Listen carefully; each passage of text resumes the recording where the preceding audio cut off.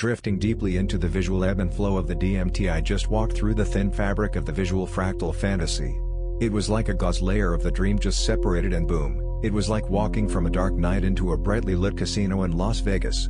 I felt like I had walked behind the scenes into a series of rooms. Everything was prime color, cranked up to its fullest potential. The images were clear, crisp and vivid. Many times more vivid than the early pre-room images. There were two people, a man and a woman, or a girl and a boy. They appeared to me like simple balloon computer-generated images. As soon as I stepped in the room, they glided up to me and spoke directly to me. They kept saying welcome back and words like, "The big winner, he has returned, welcome to the end and the beginning, you are the one." As I looked around the room, I felt the sense of some huge celebration upon my entry to this place. Bells were ringing, lights flashing, fear began to rise in me as I felt the deep change in my world. The sprites began to lead me around the room, showing me how all my life they had been preparing me for this return. I was shown dozens of experiences simultaneously in my life, that had led up to and been clues to this moment. I was shown in a flood and onslaught of images, thoughts, situations, raw feelings that everything had been building to this moment. That this moment had been planned. They told me it was a gift. That I had been selected to be the one. I felt feelings of huge relief, excitement and fear in the sprites. At this moment in the experience, I became afraid for my life. I felt that this gift would cost me my life. I did not want to be the one.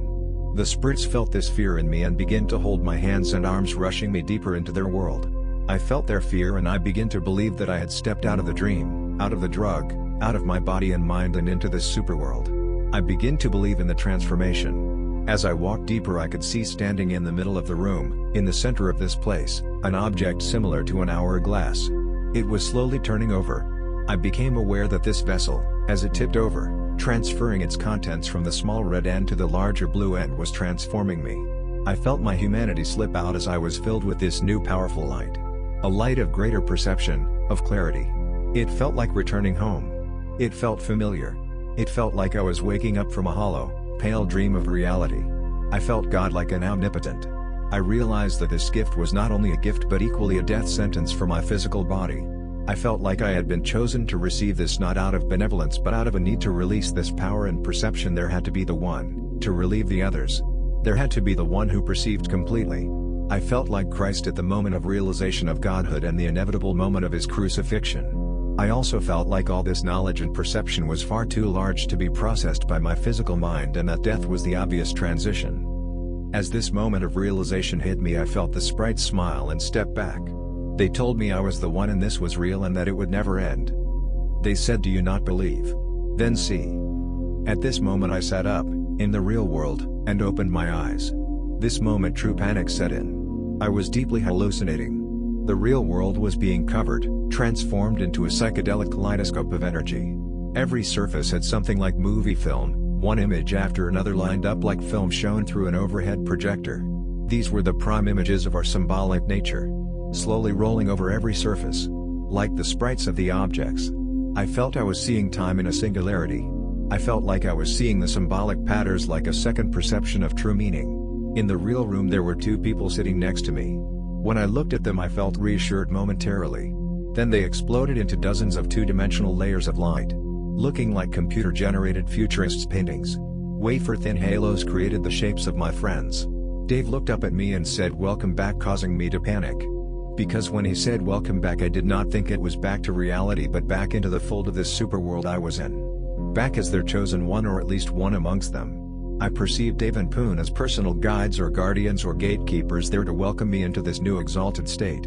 That moment stripped me of my world, my truths, leading me to believe that my hallucinations were truth. I once again had the crashing feeling of winning, of being chosen, and being forced to receive this unwanted sentence of total vision. I had this crash as I could see once again the cause and effect of my being there and the price I would have to pay.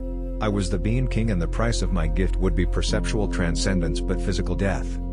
At this time I felt a collapsing feeling as I gave into the experience, accepting my fate. I remember thinking that the hourglass had turned a little farther and I was pouring out of this life into my new one. I said out loud, "I am dying." Then I lost the support of my body, myself, my existence, and I began to drift. Dave then touched my leg. I remember being drawn back into my body and thinking, to hell with this, I am not going to die, not yet, and I felt the sprites smiling around me looking at me. I felt the fear. I felt the exhilaration of my visions. I was back in the sprite's room. Even though this place was vibrant and psychedelic, it was within my ability to comprehend. The sprites began their pitch at me being a winner and the one. I felt they were taking me back down the hallway to open those iconic, electric vision and to my death. I then said out loud again, "I am dying," to which Dave responded, "Only 3 more minutes and you will be alright." 3 more minutes. 3 more minutes was like a life raft that I sailed out of that world. As soon as I was able to believe that in 3 more minutes I would be normal again and everything began to fade. I felt in control of my body and my life. Slowly I drifted out of their world, back through the gauzy world of colors and patterns. With a little extra coaxing from my friends, I was able to wake up and separate myself from that moment. I still vibrate from the experience. I am very grateful to have been with my friends.